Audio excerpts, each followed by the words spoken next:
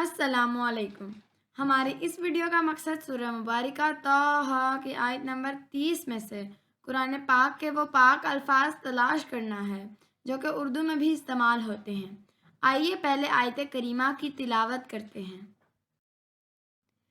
اعوذ باللہ من الشیطان الرجیم، بسم اللہ الرحمن الرحیم۔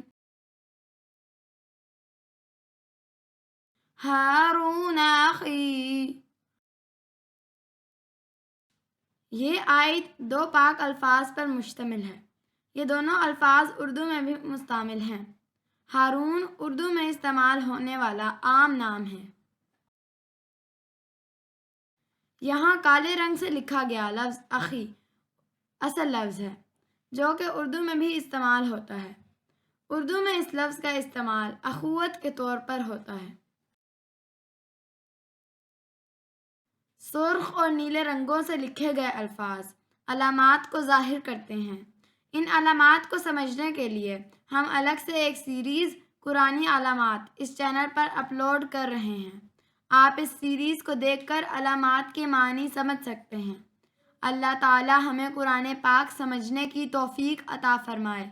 آمین۔